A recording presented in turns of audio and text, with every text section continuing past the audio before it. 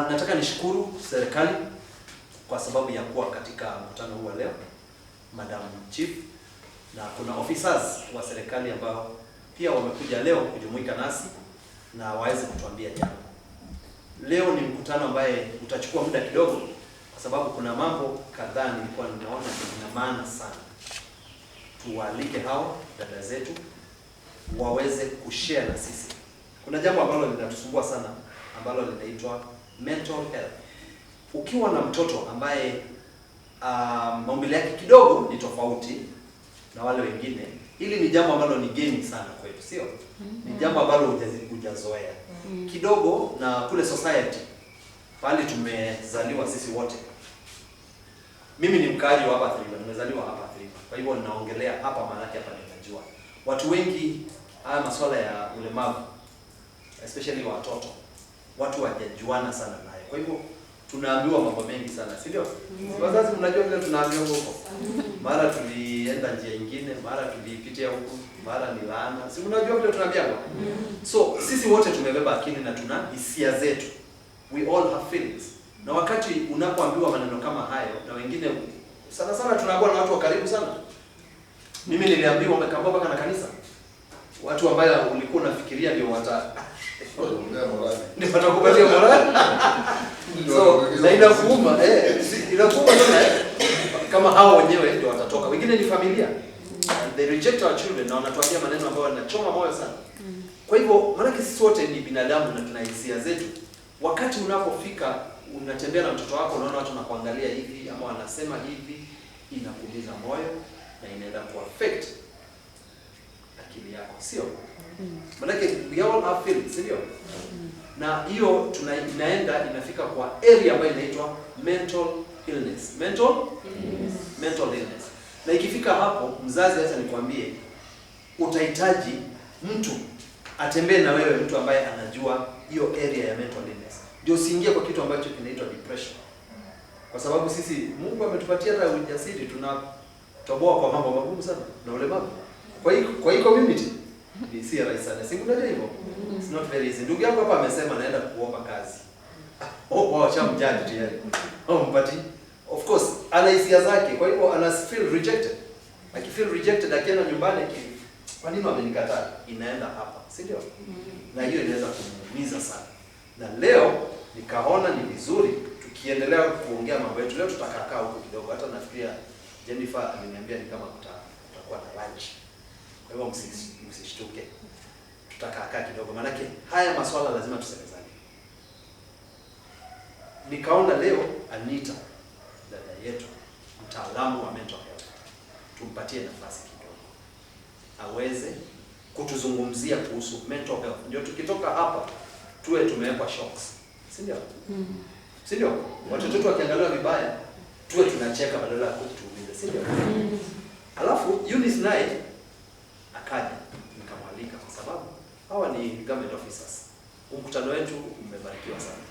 Eunice aje atueleze, kuna watoto wazazi wako na watoto wana autism na sio? Kuna lishe bora la mtoto ambaye ana autism. Ni chakula kipi huyu mtoto anafaa kula?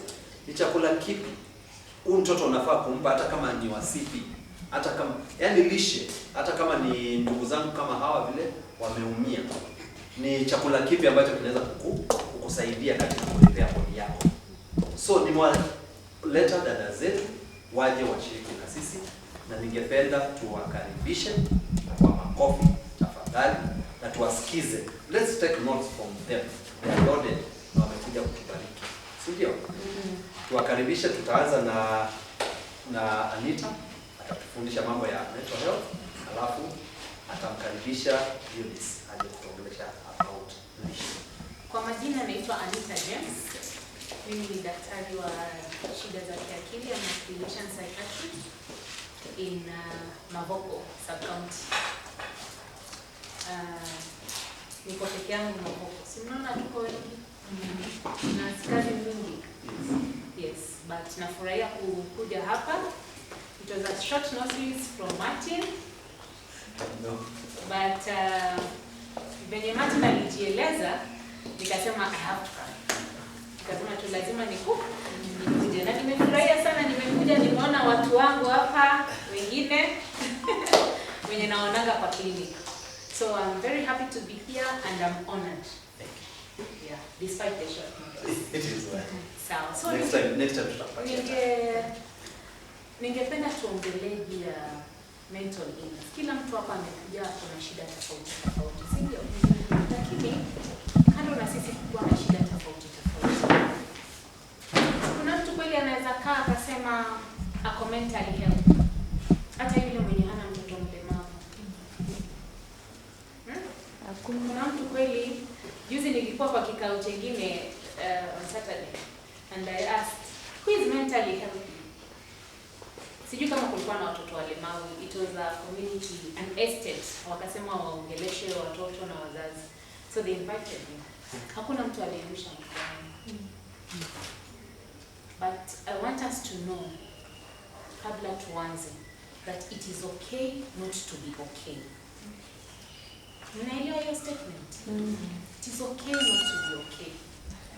Wewe kutokuwa na furaha isikufanye uone tu mimi sifai.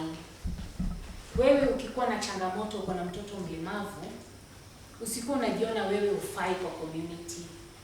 Sababu wengi wetu tunaonanga hatufai. Ndio maana tunafungia watoto kwa nyumba. Siku na wakati tulikuwa watoto wanatolewa tu.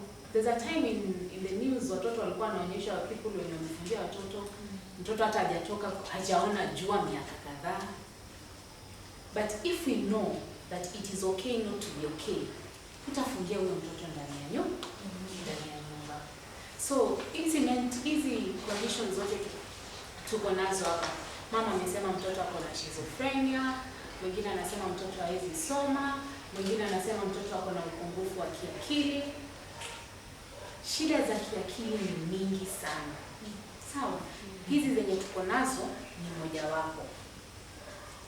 Na mtu akikuwa na shida ya kiakili haimaanishi haiwezi kuwa productive kwa hii society.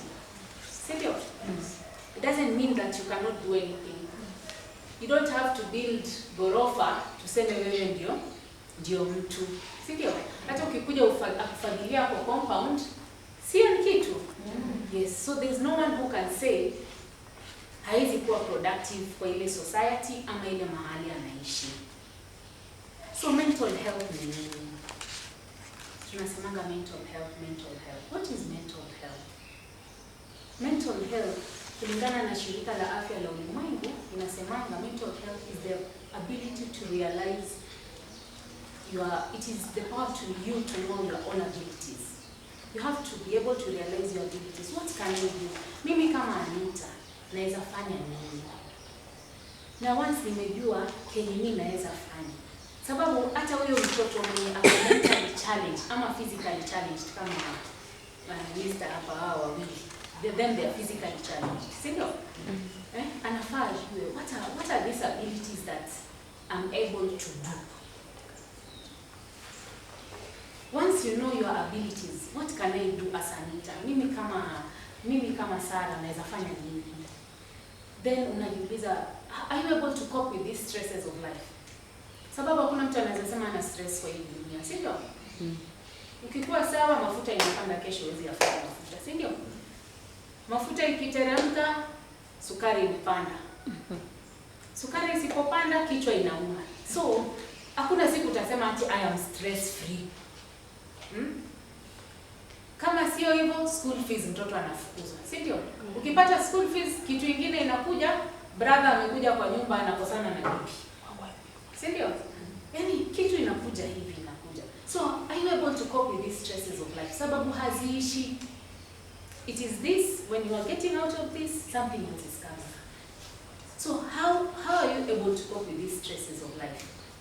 So, if you are able to cope with these stresses of life, you know your own abilities.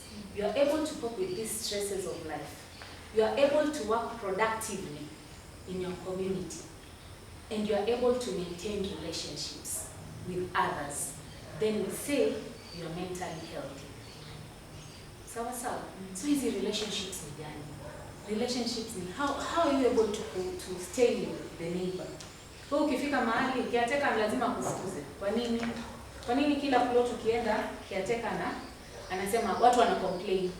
Kwani kila siku wewe ndio mbaya ama mimi ndio mbaya? That means you are not mentally okay. So you need to know what are my abilities? How well am I coping with these stresses of life? Am I able to work productively? Kama ni kazini naenda, nikifika nafanya kazi ama nakaa. Kama ni kwa kanisa hiyo jumuiya yenye uko. When I say jumuiya, I mean the community that you're in. Am I able to, when I hear something, there is something coming up in the community, am I able to participate? If it is the church, what value am I adding to that church? Or I'm just a member, wakwenda tu Jumapili. As in, you have to work productively and give back to the community, the little that you have. Then you are mentally healthy. So, tunasema wakati gani someone is mentally ill? When you have abnormal thoughts. Mawazo yenye kwa kawaida tutasema hii mawazo si ya sawa. Kama uko na tabia zenye haziendani na ile community ama society unaishi. Sasa ni kama sasa kwa Kiafrika sisi tumezoea mtu anavaa nguo. Lakini si tukienda huko western country, someone can walk with a panty. Sio? It doesn't matter. But hapa kwetu sasa hivi ukiingia hapa na panty, will start wondering, huyu haliko sawa. So hizi tabia zinaungana na ile society and the community that you live in. Although pia kuna zile tabia zenye tunaona hizi si za kawaida, which are everywhere. Once you start picking makaratasi kwa barabara na ukiambiwa tusafishe mahali na umebeba mizigo mingi, hapo tu tutasema huyu ako mgonjwa. Hisia, emotions. Kama wewe huwezi control emotions zako, you are too sensitive. It's either you become too happy or you become too sad. Sahi uko na furaha kupita kiwango. Tunaongea tunacheka hapa, baada ya dakika 10 hauongei, umeenda mute. That's a sign of mental illness. Tumesema tabia, tumesema hisia na mawazo. Uhusiano na watu wengine. Unasikia mtu anaoa mara 10. Mimi najua wako kwa kijiji na waonanga. Sio? So, sangine mnasema huyu kazi yake ni kuoa. Ndugu yangu anaoanga wakienda. Lakini wewe sababu unajua tu mental illness ni yule mtoto haandiki ama hajui kusoma, you assume huyu anapendanga tu akioa akienda. You see, that guy could be sick. Your brother could be sick ama your sister could be sick. Because kwani wewe upate mtu mzuri? Kwa mwezi unaoa mara 2 au 3. Kila wiki bibi mwingine na akikuja anaitwa bibi. Mimi nilipata mwingine yule alikuwa na kichwa mang'aa. Kwa kila siku wako anakuwa na kichwa mang'aa. Because si tunasemanga there's no one perfect in this world. Yes. So even when you have relationship issues, that means you are mentally not okay. You are mentally ill because you cannot sustain relationship. Kuna kitu tunasemanga inaitwa personality disorders. Personality disorders ni zile vitu sasa unaona hizo character ya mtu. So unapata no one can understand huyu mtu ni mgonjwa. Unapata huyu ni mtu mwenye anajipenda zaidi ya kila mtu. You can get someone who is very selfish. It's always about yeye mwenyewe. So utapata bibi akikuja kila kitu, chakula kipikwa ni hii ndio, kila kitu mzuri ni yake. And kama bibi hataelewa this guy ako na personality disorder ama huyu bwana aelewe huyu bibi yangu, sasa hapo ndio utapata hata akipata girlfriend anaenda. Akipata bibi anaenda. So kuna aina nyingi sana za mental disorders. Zingine ni tumesema hapa kwa watoto, autism. Lakini kwa hizi mental disorders most of the time utapata mtoto akona kitu moja. Utapata mtoto akona na akona kitu kingine. Ama kuna vitu 2 au 3 zimeshikana. So Ugonjwa wa kwanza yenye ningependa tujue hizi signs ama symptoms zenye utakuwa unaangalia mtoto ni kitu tunaita psychosis. Psychosis is schizophrenia. So utajua aje? Na sasa mwanzo hizi maugonjwa kabla tuanze na psychosis, it is good to know because si hata tukisoma sasa tutaelimisha mandugu zetu na madada zetu nyumbani. Unajua inaweza kuwa si mtoto wako lakini ni dada yako ama mtoto wa ndugu yako. Na most of the time wazazi utapata mtoto wako akiwa mgonjwa, wewe ndio utakuwa mwisho kurealize. Jirani ataona lakini wewe uoni. Niko na kijana nyumbani, the best friend. I realized mtoto wako na shida. Wako age, actually ndio alikuwa mkubwa wa mtoto wangu. So I kept on telling my husband, I'm going to knock I stay in Nairobi. Huko haujui ni wako ni nani. Unajua tabia za Nairobi ni weird. So unaishi next door, hata hujui jina ya mwenzako ni nani, ya jirani. But sababu mimi nilisema huyu mtoto ni rafiki ya mtoto wangu, nitaenda niambie mamake there's something wrong with mtoto, wacha aende angaliwe hospitali. Because the boy was not talking, the boy could not differentiate the parents, and ningefika kutoka kazi angeniita mama. So that time when we moved to that estate, that boy was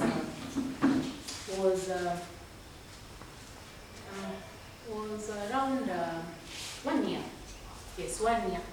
But sasa venye kukua tukifika 2 years and a half hivi 3, mtoto angekuwa anaweza kusema mama, madadi. Angeniona angeniita mama. Na hangeweza kucheza na watoto wengine. Wakati wa shule ilipofika mtoto alikuwa haongei. So sababu alikuwa tu opposite door. Kijana wangu alipo wakati alienda shule, nika notice mtoto aendi shule, rafiki yake aendi shule.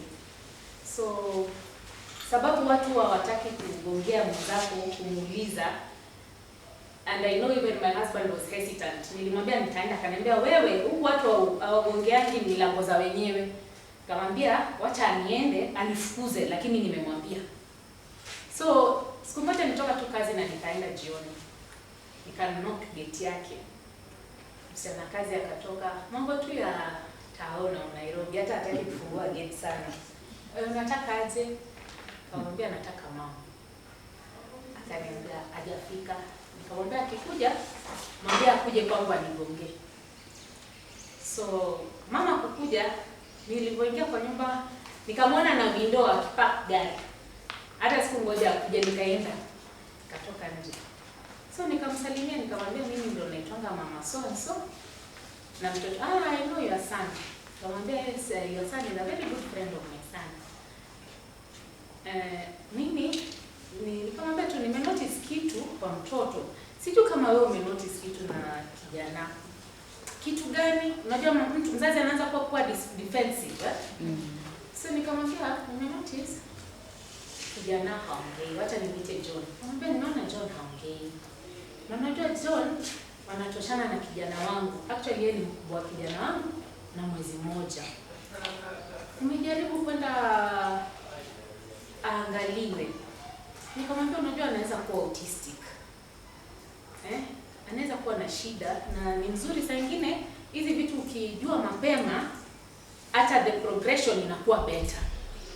Sasa mama akaniambia hana shida. Nikamwambia ni sawa lakini hakuna ubaya na kuangaliwa. Akaniambia nilimpeleka akaangaliwa masikio, wakasema masikio yake iko sawa. Nikamwambia ni sawa lakini wewe enda tu tena, just seek a second opinion. Hakuna ubaya. Akaniambia ni sawa. So ni kama mama alienda akajirudia. Sasa akaanza kunisalimia.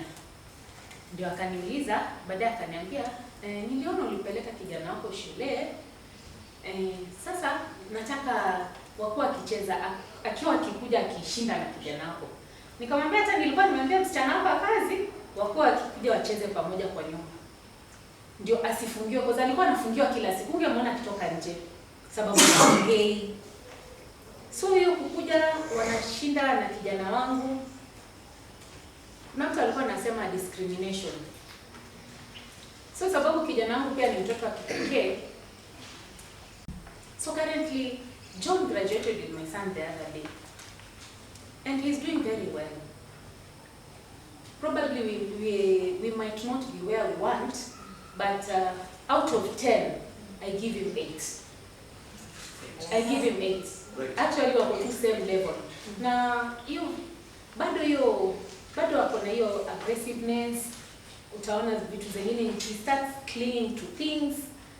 Anaweza kuja achukue kitu ya kijana wangu na akatae naye. Naambianga tu achana naye. Achana tu naye. Akienda naye nyumbani nitasema ile pesa ile haipo. Yes. So yeye anamuelewa. Wewe muongeleshe dakika moja tu roho yake itakuwa aende. And that's what we did.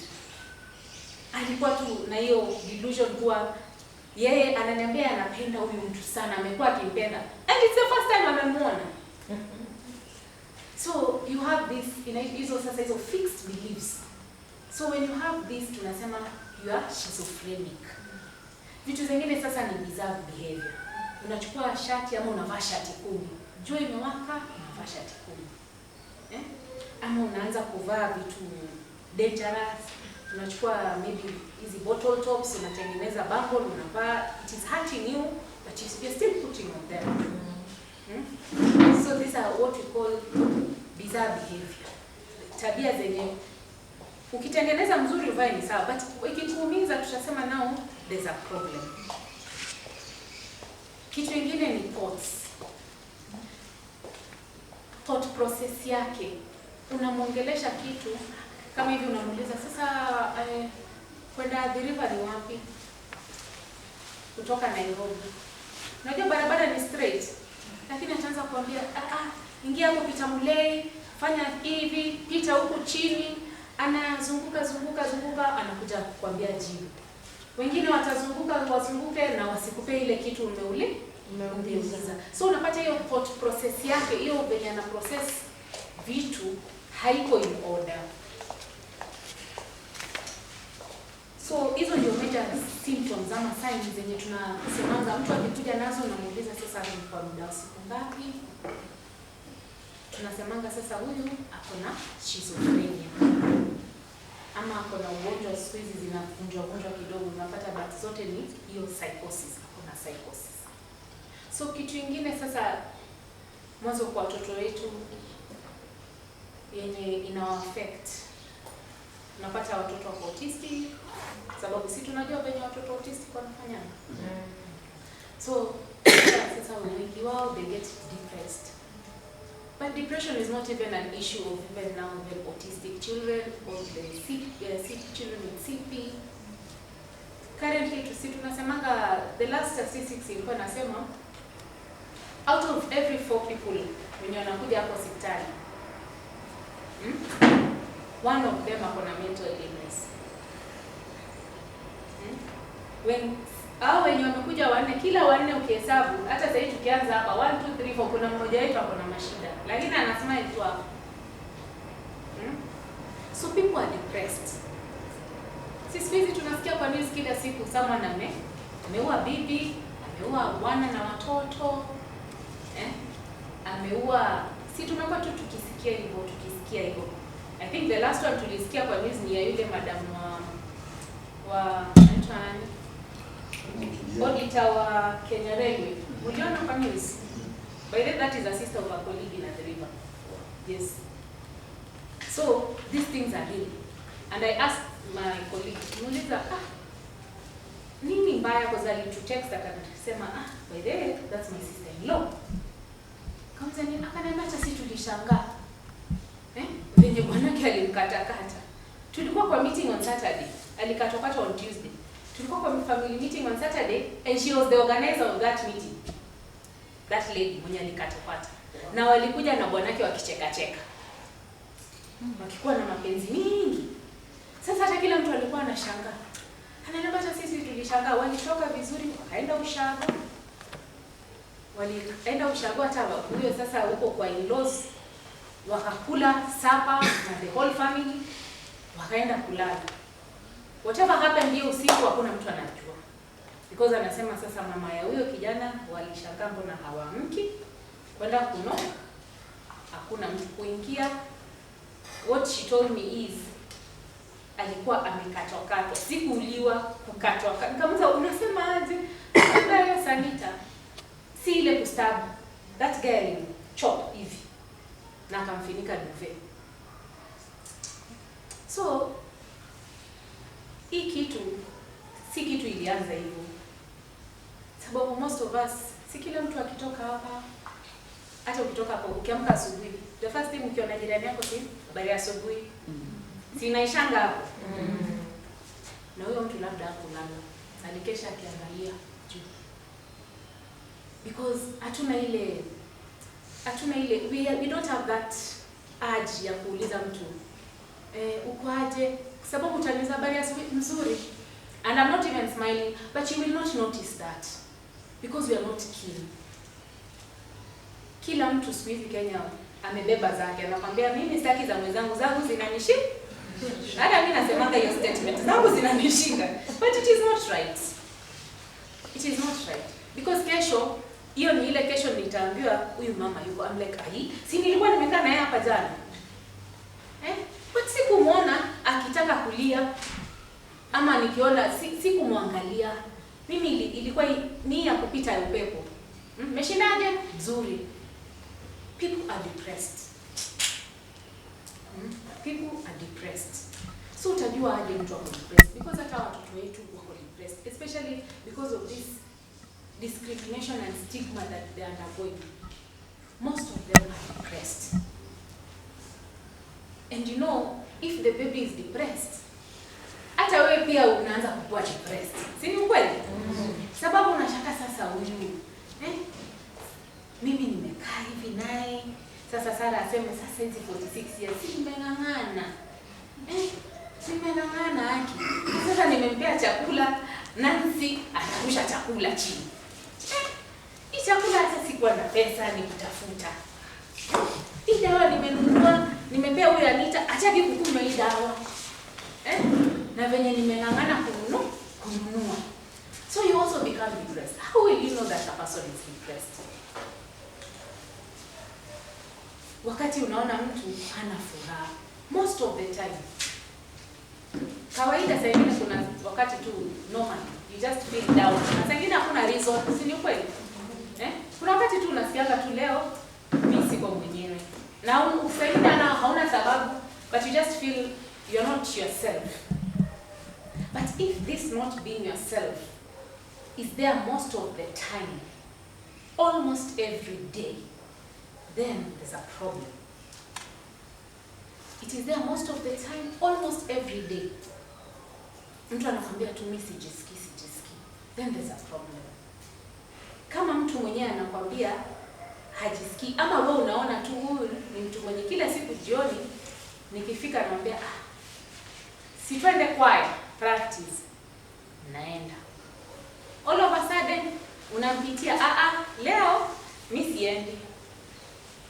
Ikifanyika leo, kesho kutwa, try and see. Kwa nini huyu madam sasa asimizi hataki tuende naye kwa practice?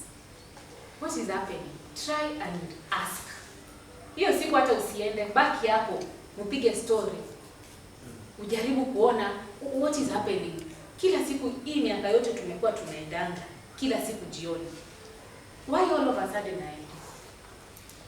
So mtu anaacha kufanya zile vitu alikuwa anapenda kufanya.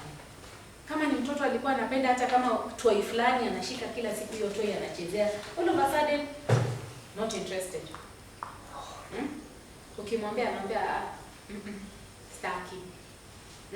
Kama ni mtoto alikuwa anapenda kufanya kitu kama ni kwenda kucheza, haendi tena.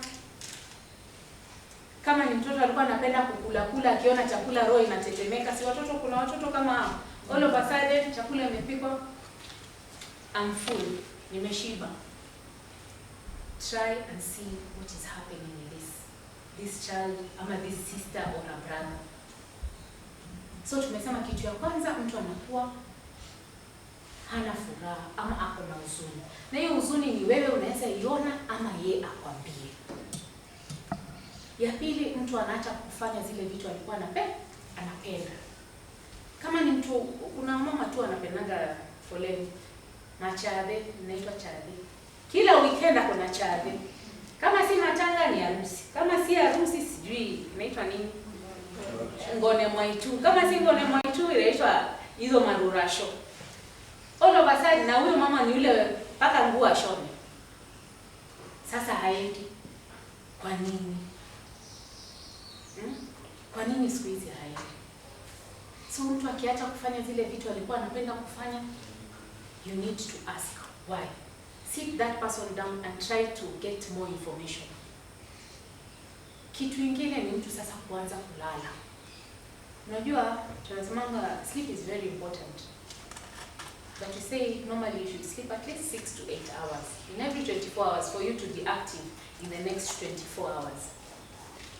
But now when you start sleeping a lot or not sleeping at all, then you say there's a problem. Nikikuja asubuhi, amelala. Oh, amelala, sawa. Wacha nitamkutia baadaye. Saa 5 umekuja, amelala. Hiyo ni usingizi gani mtu analala hivyo throughout?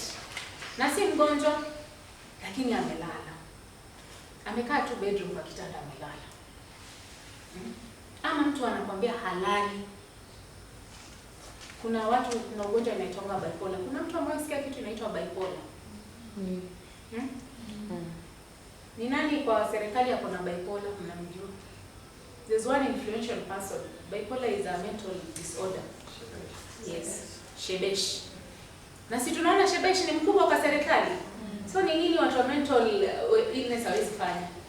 You can do from that big thing to that small thing like sweeping. They can do. So watu wenye wako na bipolar, they do that. They can't sleep. They can stay 24 hours and only sleep for 2 hours and they feel they're okay. So someone who is depressed anaweza lala zaidi ya kawaida ama akose kulala. Anaweza kula zaidi ya kawaida ama akose kukula kabisa. So this is a person utaona sasa ana lose weight. Siku hizi mtu akilose weight anasema, "Oh, siku hizi na lose weight, na lose." Si ku lose wengine ni mawazo. Mawazo imekuwa mingi mpaka chakula ina taste. So you don't eat. So ukiona mtu amepoteza kilo zaidi, unaona tu huyu ametoka tu, alikuwa anavaa, huyu ni mtu wa size 40. Ameshuka pale 36, sasa ni kama trousers zimefanywa hivi. Kindly enda uulize shida iko wapi. Kama ni rafiki yako, just make that step, one step forward. Uliza, try to see what is happening with this person. What is happening with your friend or brother. Kitu kingine ni mtu mwenye, when you are depressed, they are not able to make decisions. Huyu ni mtu mko naye kwa nyumba, ni bibi yako ama ni mtoto, unamwambia mimi nimeenda organize kenye tutakula lunch. Ukirudi anakwambia, unajua sasa nilikuwa sijui nipike chapati ama nipike ugali na sukuma. You see, that is a very simple decision to make. Everything is there, but hawezi make. Sasa anangoja ukuje, sasa wewe sema nipike nini? Lakini wewe utaona, kwa kawaida si utaona tu, huyu msichana wangu ni mvivu. That's the first thing utasema. Ama huyu msichana wangu kazi ni mvivu. But this is a person who could be sick. They are not able to make even the little decisions. They have impaired concentration. They are not able to concentrate. Kama ni mtoto unaona, unamwambia hii, fanya hii, osha vyombo alafu uende kwa duka. Anasahau. They become forgetful. Ni mtu sasa anaanza kukwambia, wengi wao wanasema, mimi naona sina maana. Wanaona hawana, they don't see the reason to live. They don't have a reason to live. Mimi naona tu naharibu school fees ya mama. Mama anang'ang'ana, naona tu namharibia school fees. These are things you need. Kama mzazi ama caregiver, you check. Huyu hapo sawa. Mama, wewe usilipe tu, mimi sitaenda shule.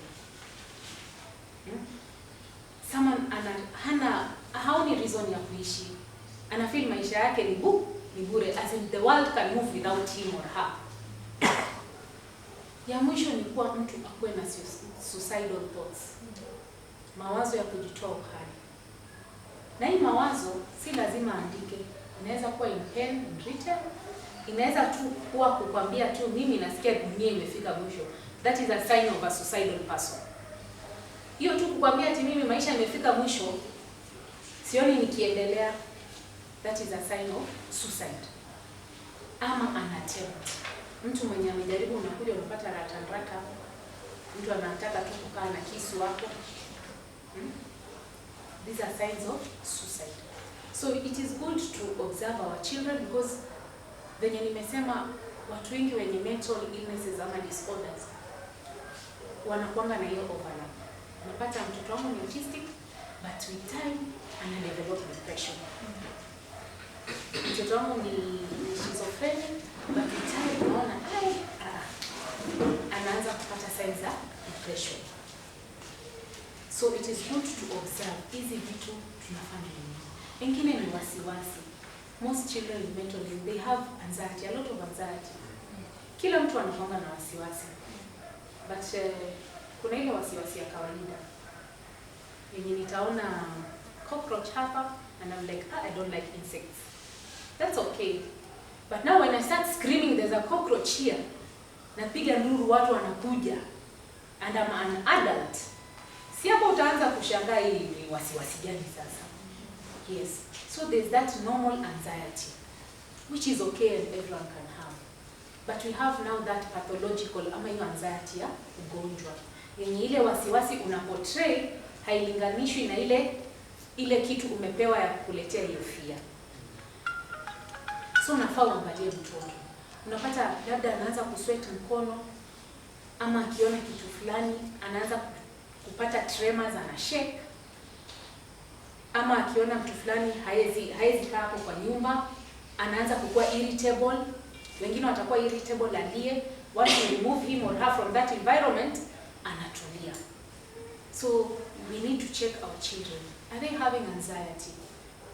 If they have anxiety, is it affecting them? That now, hata kama ako na CP alikuwa anakaa tu.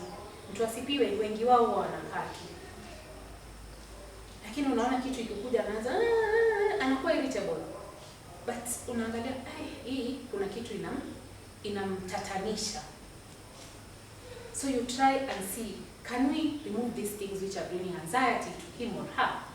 If we cannot, and the anxiety, hata kama tukitoa and the anxiety persists, then it's good you go back to seek medical attention. So jambo lingine, how do we manage all this? Sitaongea mambo autism because I know we know. Is that okay? Yes, that's okay. So how do you manage? Management is different. Ningependa usiangalie mtoto wangu anafanyiwa hivi, hata mimi nifanye hivi. Kila mtoto mwenye ako challenged to a certain degree, and everyone is different. The management, mtoto wako anaweza kuwa schizophrenic na wangu kuwa schizophrenic, but the management is different. Can be different. Probably you might take the same medication, but now when I take zote ni marago, but when I take the nyayo, it affects me. You see, but for you nyayo is working well. If you take Roscoco, inaku affect. Sasa isikuwe hata wangu wako hivyo, acha mnanipata. So usione mwenzako akifanywa hivyo. Kuna mwingine ataona huyu mwenye ako na CP anafaidika zaidi na mazoezi, sivyo? So hiyo mazoezi ndio unafaa ufanye. Usianze sasa kusema unajua hata yule mwingine alikuwa anapewa dawa, wangu apewi dawa. Ukiona hivyo daktari ameona huyu hata benefit na dawa sana. The much we can do ni afanywe physiotherapy kwa nyumba na onekane ni nini anaweza fanya iweze kumstawi, because tunasemanga the most important thing what tunataka anyone with a mental illness aweze kufanya ni zile small personal effects mtu anaweza kusaidia nayo. Kuchukua kijiko na kula. You see? Mtu ajua hata kama haongei, kama anaweza kuambia anataka kwenda choo ama anakupointia. That is good enough. Naam. Kama anaweza hizi small thing achukue hii biro ajaribu kukupea, that is good enough. Hata kama hajaandika, but that hiyo mota amefanya hiyo kuchukua pen. Next time you continue with mazoezi, it starts like that.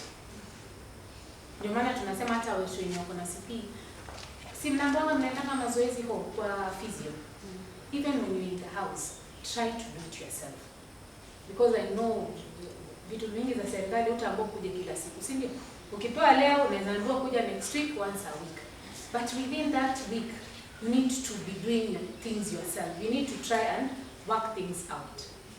So management ni tofauti kwa kila mtu. Inaweza kuwa same, but kuna venye inatofautishiana kidogo. So hii nimeongea sana juu ya magonjwa. Nataka tuongee sisi tutajiangalia aje, sababu sisi tuko na changamoto, si ndio? Tuko na changamoto ya kuangalia watoto wetu au ndugu zetu. How will we take care of ourselves? Because if we are not okay, baby atakuwa sawa, si ndio? Kama mimi niko na changamoto zangu, sitaangalia kijana vizuri. Na wewe ndio kiaki. Kuna mtu hapa amesema hapa akisema siku hizi hakuna jirani atakuja kukusaidia. Sasa analisema hivyo. Ni wewe ufanye mapambano yako mwenyewe. So that means you need to take care of yourself first. Ndio kuwe na hiyo stamina ya kuangalia kijana wangu ama msichana wako ama your relative. Sawa sawa. Ya kwanza ni physical. Unafaa ukule. Hata kama uko na mawazo unaona tu mtoto nimeng'ang'ana, you need to eat to gain strength to take care of her or him. Na hata hiyo wakati ya kwa nyumba fanya mazoezi. Sababu unajua saa nyingine mtu atasema mimi sina kazi, mtoto wangu ako hivi, but si saa nyingine unaishi na mtu hapo kwa nyumba. Mwachie dakika moja wewe toka utembea, angalia miti na nchi. It is very important and healthy. Wacha kukaa kwa nyumba throughout. Utaanza kuwaza vitu zenye huna majibu. Sisi wengine tunawaza vitu zenye hatuna majibu na maswali tunajiuliza na hatuna majibu lakini tunajiuliza. So you need to be physically okay. Eat well, you ensure you sleep well, at least 6 to 8 hours in 24 hours. Na unafanya mazoezi. Hata kama akilala kidogo wewe toka hapo, ruka kamba hapo kwa plot. Don't just sit there. Do something. Kitu ingine, you need to take care of yourself psychologically. Unakaa, reflect. Ni nini mimi nafanya zaidi? Ni nini naweza hata kama nikikaa hapa kwa nyumba, naweza add value aje nijisaidie. Because wewe sema wakati unakaa kwa nyumba, si uite mama mwenye anajifunza anashonanga akufunze. Si kila kazi lazima mtu atoke kwa nyumba. Actually siku hizi kuanzia corona tunasemanga we work from home most of us. Yes. So don't say unakaa kwa nyumba. Jifunze kushona hiyo taulo. Nunua uzi, shona hizo vitambara, uza. Do something to uplift your spirit. Kitu ingine ni kujoin support group. Yenye I think right now, this is a support group, right? Tunasemanga when you come with the light, tukileta kila mtu alete torch yake, the room will be more lit. See? Yes. And we also say a problem shared is a problem half solved. You might not get a solution, but you will live there better than you went. So it is good, and thank you very much, Martin, for this. I hope you will call me frequently. I will, absolutely.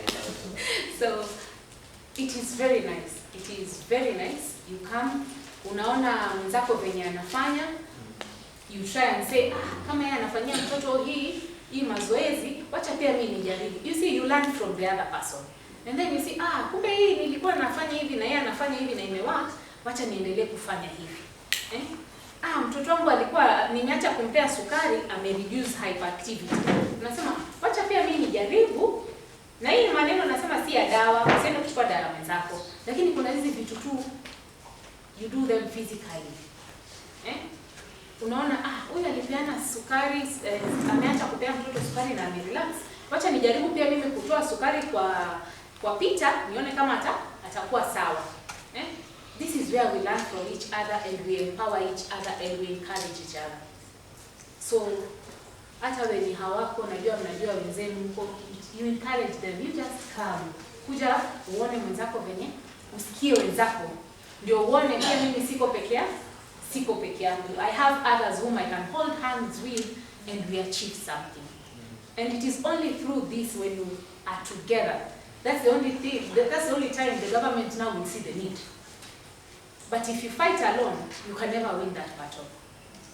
But if we come together now and we say, tuko na shida, we need a rehabilitation center, because these are the things I think we should also propose. I think because we can't have like a rehabilitation center in every county, but we should have at least in every province, a nice one, where tunasema watoto wataenda huko wasaidike.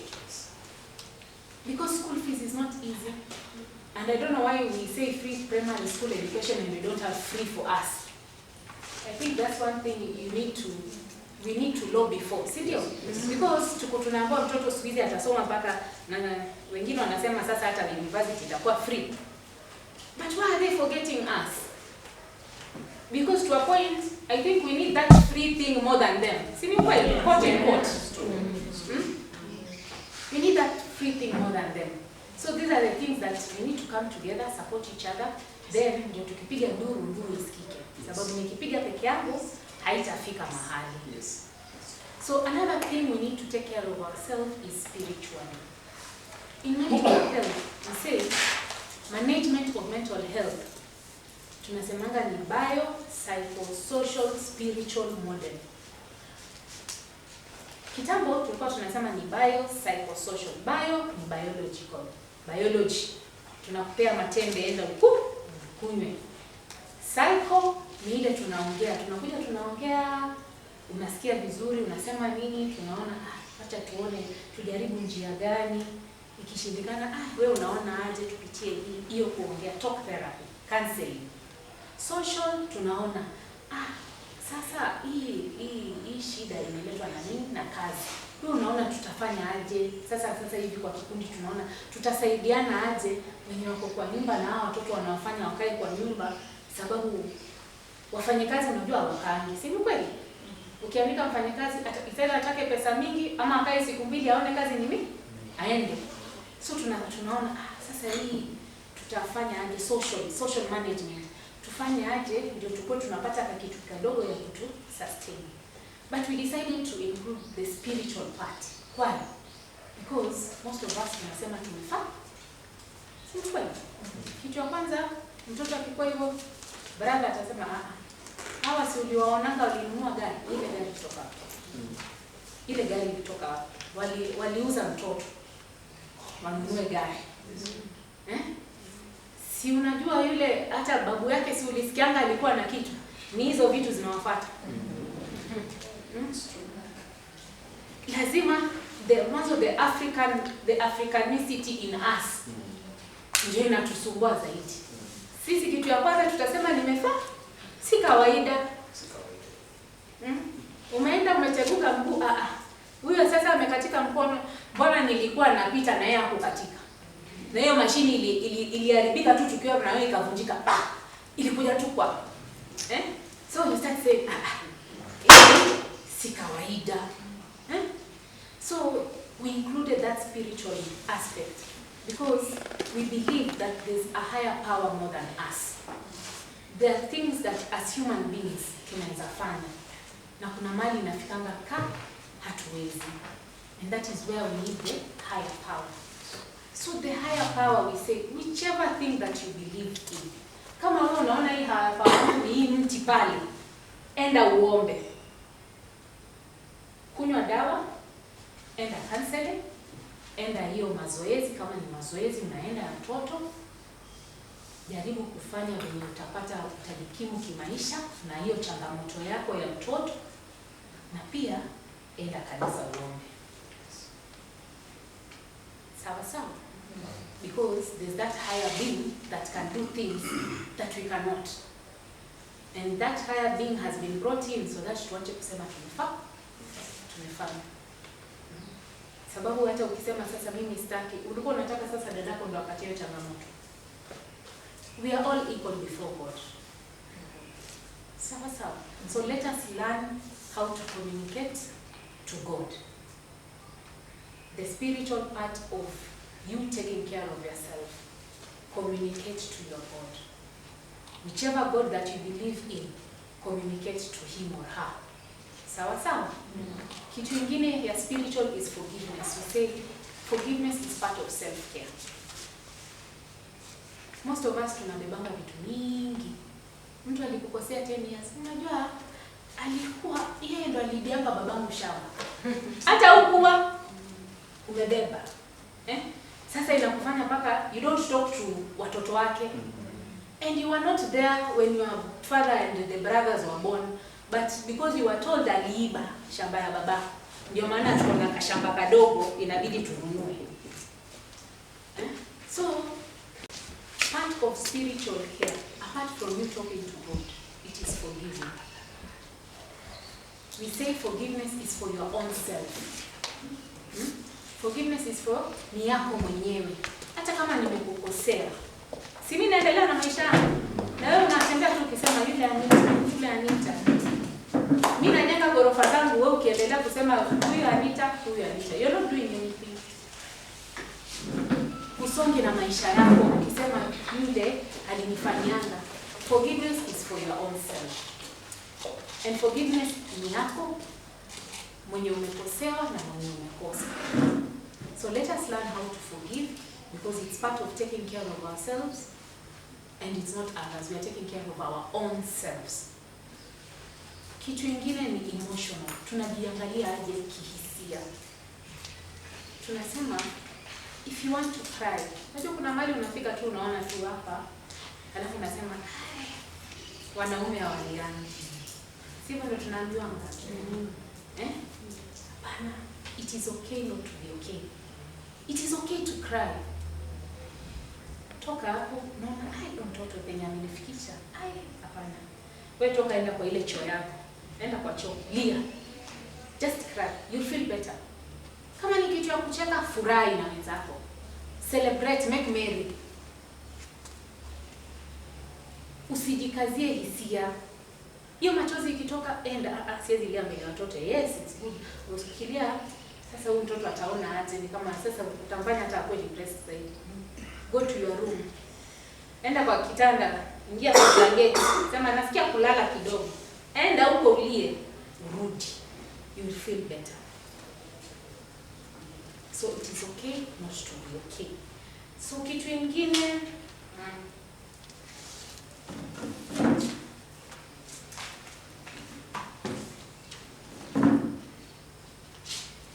kitu ingine, especially now for when you're na watoto hawaizi, especially the CP patients,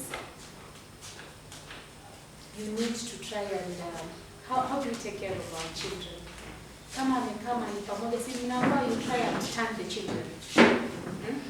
Try for the caregivers, you try and turn the children, you try and massage the children, because most of the children in CP, most of them hakuna dawa na kunywa, si ndio? Ni ile tu mazoezi ya rehabilitation, yenye sasa hata tunasema serikali tukue na mahali ya kupeleka watoto. So I will finish up with this prayer. I think most of you know it. It's called the Serenity Prayer. Serenity Prayer inasema nini? Serenity Prayer inasema, God, grant me the serenity to accept the things that I cannot change. Mungu nipe serenity ni nini kwa Kiswahili? Utulivu, yes. Mungu nipe ile utulivu kukubali zile vitu siwezi badilisha. Huyu mtoto siwezi mchange. Ako na ni wangu. Si tumesema sisi ndio tumewazaa. So God, may God grant us that serenity to change the things that we cannot change. And then the courage to change the things that we can change. Tupewe ujasiri ya kubadilisha zile vitu tunaweza badilisha. na hekima ya kujua tofauti yake. The wisdom to know the difference. So asanteni sana, poleni nimechukua masaa mengi ya kuongea. Asanteni sana, and it is okay not to be okay. Thank you very much. Wow, that was profound. Asante sana Anita. Wazazi tumwambie aje Madam Anita. Tumesoma jambo. Yes. Tumesoma jambo. Yes. Mkutano unaendelea vizuri? Yes. Tunabarikiwa? Yes. Tunafikiwa vizuri? Yes. Asante. Huu mkutano ulikuwa ni mkutano ambao kizungu tunaita interactive meeting. Hatuko pande hii ndio kusema, si ndio? Sisi wote tulikuja kujumuika na tusome, si ndio? Kwa hivyo sasa ningependa vile tumeambiwa na Madam Anita, vile ametusomesha, najua kwa hizo akili kuna maswali, si ndio? Kuna jambo nataka afafanue. So in the next maybe 5 to 10 minutes tukue na ako plenary because there is another speaker who is coming. Na huyu sasa ako loaded na mambo ya lishe. Kwa hivyo tukiwa hapo, nimwalike mwenzangu, najua ana jambo angependa kusema, Jennifer, alafu akishamaliza kusema tufungue uwanja ndio wenzangu hapa waweze kuuliza maswali, alafu Madam Anita utatujibu. Karibu sana. Kwa neno nikisema tu, thank you Anita. Tumefundisha sana. Huwezi saidia mtu mwingine kama wewe uko na shida. And one of the things ukiwa na depression, watu wanakaa wanyonge, wataki kuoga. So let's try to be clean. Tuthambai. That wiki Rivamwe kiendelea na sisi I think unaelewa?